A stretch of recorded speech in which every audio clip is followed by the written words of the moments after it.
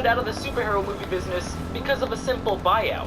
I would really like to see him try another superhero in the MCU this time.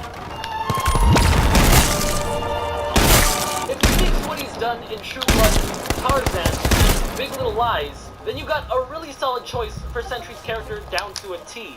Alexander Skarsgård is my only pick for this guy, so, well, no, that's a lie. I could also see Aaron Eckhart doing this. They're pretty much neck and neck on my list, and it could go either way for me. Okay, we're at that part of the list where we're seeing people I already talked about in my older videos. But I got some new actors in mind, so we're just gonna speed around through it. I still think John Hamm would be a good Mr. Fantastic, and Eliza Coupe a good Invisible Woman. But it's been said 1,000 times, and I 100% agree with them. John Krasinski and Emily Blunt would take those characters to a whole new level, especially after seeing them work together on A Quiet Place. They gotta work more together in the future, because it just works. A while ago, I said Tom Hardy would make a great Ben Grimm, and I still stand by that, but I think David Harbour or Joel Edgerton would also be great as the Thing. And Johnny Storm, I've just seen other choices, and I've been open to other choices. I could see Andrew Garfield be the Human Torch. I could even somewhat see Zac Efron be the Human Torch. That's gonna take some getting used to, but I could. But my number one pick is still Sam Claflin. His attitude in Catching Fire was pretty much spot on for him. To me, he just fits much more into the role than these two. Those are just my 2 cents on the whole thing, though. But what about Evan Peters? Turns out, only some of the X-Men were also Avengers. I'm still rooting for Yaya DaCosta for Storm. Beast, I'd go with David Harbour or Joel Edgerton, again. To be honest, whenever people fan cast Beast or The Thing, I can see the actors they pick as interchangeable, I don't know why. Saoirse Ronan is my top choice for Rogue in the MCU. She's been nominated like 3 times already for an Oscar, and it kinda sucks she hasn't actually won one yet. And for Wolverine, Tom Hardy is still the only person I could see doing it. Which is kinda hard to say for sure though, because I honestly feel like they should cast someone new here too. Kinda like what they did with Hugh Jackman. Many people forget, but Hugh Jackman was not a household big name before he was the Wolverine. He was just doing some small town theater and stage stuff before that. Wow, we gotta start wrapping it up. This is getting ridiculous. Michael Fassbender or Matthew McConaughey? John Boyega or Jamie Foxx? I'm gonna go with Evan Peters again.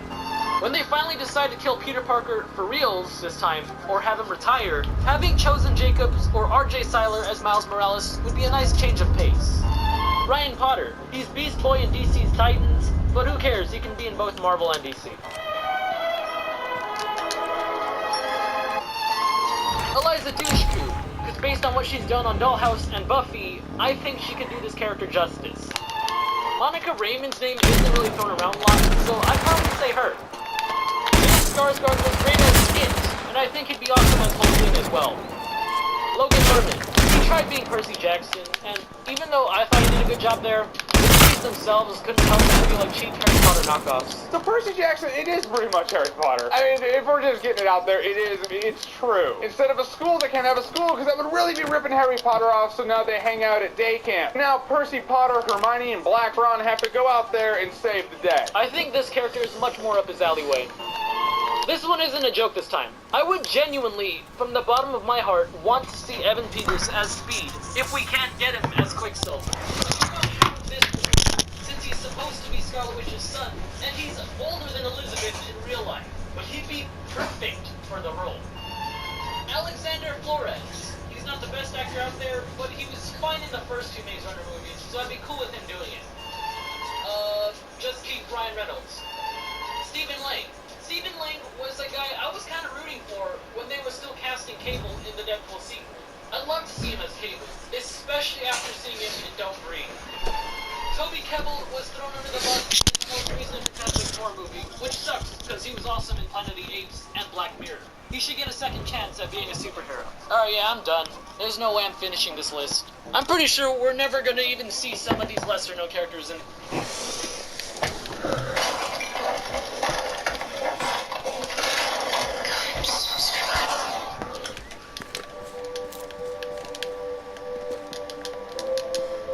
I'm Charlie Watson. I'm 18. Today, actually. Is the Beetle for sale? Yours, kid.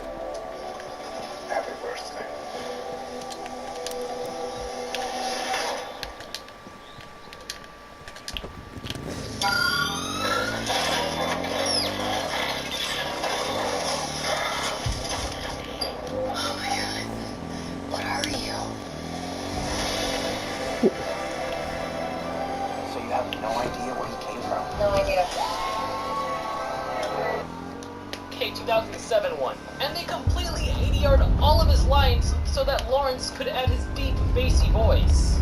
If not Bardem, then I really wouldn't know. I'm open to more ideas, though.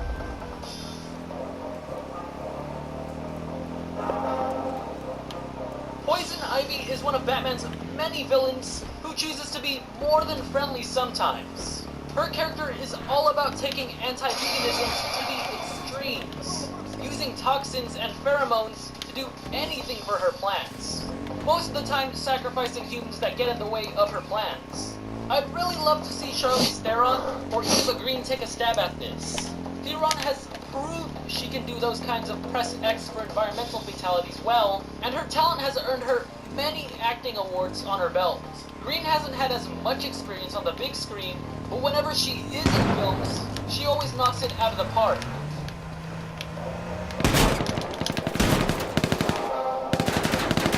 Selina Kyle is another one of Batman's villains who shares an on-again and off-again love-hate relationship with the Bruce Wayne. If anything, her personality runs very parallel with Loki. They both lie and trick others for their own gain. I thought that Anne Hathaway and Michelle Pfeiffer versions were great to each their own, but I always thought melding the two together would make for the perfect Catwoman.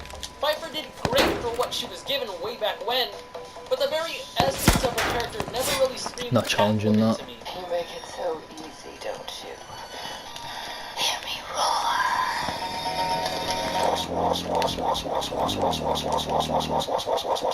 Anne's, on the other hand, was more of that anti-hero that did stuff just because she wanted to, but she also had a heart and a conscience when things got seriously dirty, coming back to help Batman when he needed it the most. But her outfit was kind of a stray away, taking some inspiration from Hathaway's material and Pfeiffer's visual mannerisms with maybe a few modernization credits on the suit. For a phenomenal character, and I think Olivia Wilde breathed life into that version of her. There must be a curse on her or something though, cause like whenever I see her in movies, she's always doing a good job, but the movie she's in usually isn't. She's not the best actress by any means, but she's definitely not a terrible one either. She's good at what she does. It's just odd that the majority of the things she's in, the films are either okay or are just flat out terrible. There's never anything more or less. Like, it makes no sense. It's either it's alright, or it's ass. You don't get the options. There's no in-between. This game's really testing my patience. None of that is her fault. She's one of the best things about the bad movies. I think she can do justice for Catwoman, if she's given the right material and the right director. But I can see why others wouldn't opt for her, because her bad luck might bleed onto the film. If not her, then my second and third choices are Jennifer Carpenter and Lena Headey. Carpenter was great in Dexter, and flawless in 2008's horror film, Quarantine. And Headey played Sarah Connor in that one Terminator show.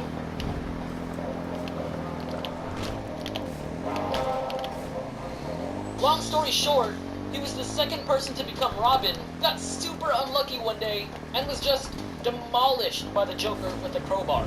After that, he got pissed at Batman for never killing Joker. I said a while back who my top choice was for Jason a year and a half ago, and I still think he's the perfect choice for him. Taron Egerton would completely embody the Red Hood. The way he just conveys anger in everything he's in is just surreal. And the action scenes he's able to pull off in Kingsman just furthers why I'm rooting for this guy. He's already got the physique, and he's got the range. He was my one and only choice back when I made that video. But the more I thought about it, Taron is still my ideal Jason, but if not him, then I'd go with Dacre Montgomery. You've probably either seen him as the Red Ranger from the newest Power Rangers reboot, or the bully that bullies the bully in Stranger Things. He's been that innocent then angsty teen before, so he'd undoubtedly be able to pull it off again.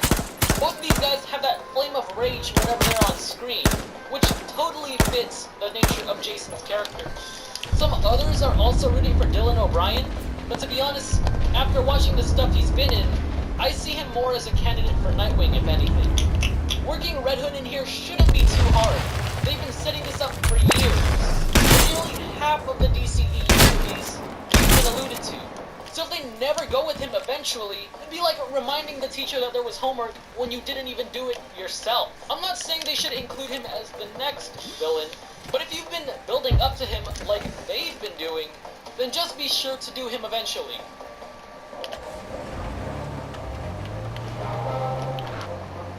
Roman Sionis is the mafia boss who has a team of thugs who does his dirty work for him. This guy is the easiest villain to write in. You can write his involvement in the story through back alley shady deals, or show him in your average run-of-the-mill bank robbery scene. Whoever's gonna be Black Mask in the future has got to be good at emoting with his body, more specifically with his eyes. Because for 99% of the entire movie, he's gonna be wearing a mask. I always pictured Walton Goggins underneath the mask. Maybe it is his eyes. But overall, he's super underrated. He was in Sons of Anarchy and The Hateful Eight. I'd also be cool with Jason Statham being here, but he's kinda got beef with the entire genre. Any guy can do it.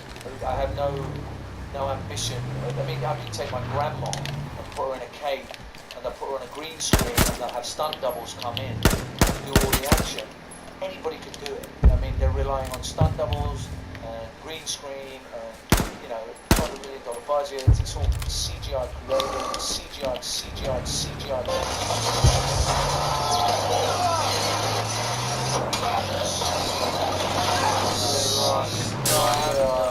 It's not authentic. So I guess he's out of the question. You've most likely seen this face all over the internet way back in 2008. In that year, The Dark Knight was hot, the Joker was dope, and the second villain was fantastic. Christopher Nolan did the best job anyone probably could have with this guy. He perfectly captured how anyone could just turn 180 with just one bad day. John Hamm hands down deserves a shot at this. He killed it in his show Mad Men, and as handsome as he is, after seeing Baby Driver, he just made it feel like he was the monster straight out of a horror movie, showing the fits of rage from an unhinged man. There's some petitions for him to be the next Batman too, which is cool if you're trying to reboot or recast, though I'd much rather see him as a bad guy, a strong opposite to a strong hero. Wouldn't you? Wouldn't it be great to see a smart man who looks a lot like our Bruce Wayne already, to have half of his face resemble what Batman's inner core looks like on the inside? He's riding the line between what's sane and insane. All that crime fighting, dressing up in a onesie every night, and lifting weights for hours on end, running on only 3 to 4 hours of sleep takes a toll on you. Wouldn't it be great to have these face off? And have Miss Harvey Dent be a metaphorical reflection of Ben Affleck's Batman psyche? I hope he said no to all of that, because he's doing everything he possibly can to avoid superheroes too.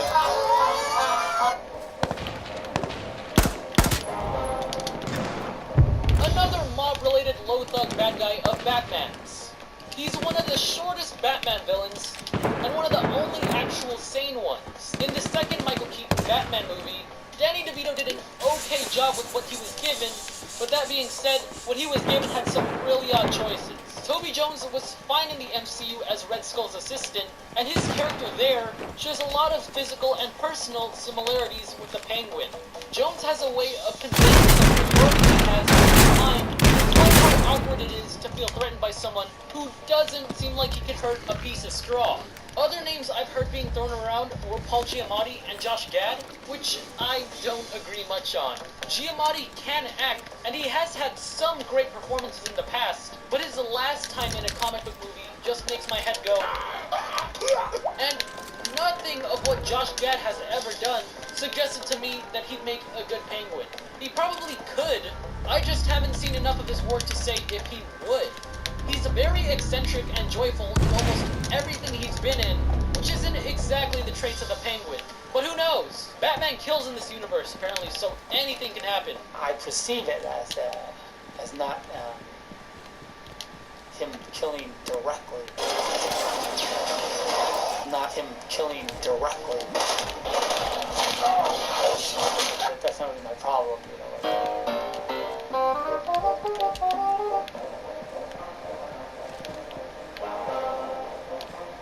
When Batman Begins first came out in theaters, I remember being terrified at the one scene where Cillian Murphy put on that brown bag over his face and the screen went all wonky. That's supposed to be Scarecrow. He was also almost in Suicide Squad. There was some concept art of him that came out, where he looked like a voodoo doll with a rice hat. Jackie Haley is the first one that comes to mind. He's not only an Oscar winner, but when he's trying to be scary, it's what turns white pants into brown pants. And the fact that he can make it so that he looks like one of those guys, where if you picked a fight with him, he'd always win somehow, is crazy. Here, look. It's just standing there, menacingly. Get out of this fight! He brings an aura of malevolence whenever he's working as a villain on the big screen. And that's just what Scarecrow needs.